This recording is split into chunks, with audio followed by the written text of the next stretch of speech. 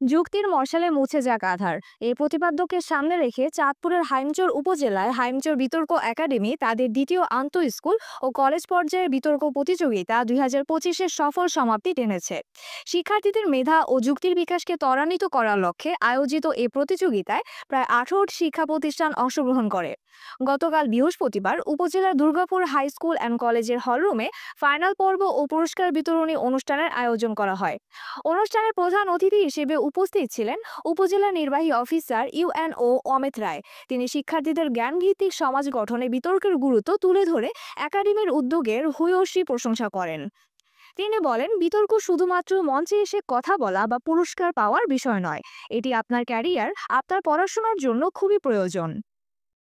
বলেছেন বিতর্ক অনুষ্ঠানটাকে দেখার জন্য এসেছেন, তাদের উদ্দেশ্য বলছি যারা বিতর্কে অংশগ্রহণ করেননি কিন্তু বিতর্কের প্রতি আগ্রহ আছে বা জিনিসটা জানতে চাচ্ছেন, তাদের উদ্দেশ্য বলবো বিতর্ক কেন প্রয়োজন। বিতর্ক প্রত্যেকটা ক্ষেত্রে প্রয়োজন। আমি শুধু বিতর্ক করার জন্য এখানে মঞ্চে এসে কথা বলার জন্য, কিছু ছবি তোলার জন্য, পুরস্কার পাওয়ার জন্য সেটা বলছি না।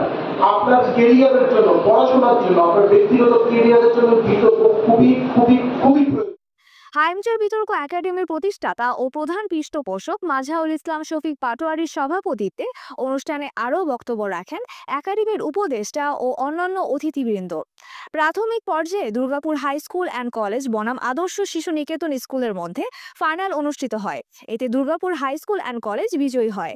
উচ্চ মাধ্যমিক পর্যায়ে হাইমচর সরকারি মহাবিদ্যালয় ও মোয়াজ্জেম হোসেন কলেজের শিক্ষার্থীদের মধ্যে জমজমাট বিতর্ক হয়। এতে হাইমচর সরকারি মহাবিদ্যালয় বিজয়ী হওয়ার গৌরব অর্জন করে। অনুষ্ঠানের শেষে বিজয়ী ও পরাজিত উভয় দলের শিক্ষার্থীদের হাতে ট্রফি এবং সার্টিফিকেট তুলে দেন উপস্থিত অতিথিবৃন্দ। 2018 সালে প্রতিষ্ঠিত হাইমচর বিতর্ক একাডেমির প্রতিষ্ঠার শুরু থেকে স্থানীয় শিক্ষার্থীদের মেধা বিকাশে নিয়মিতভাবে এবং প্রতিযোগিতা আয়োজন করে আসছে।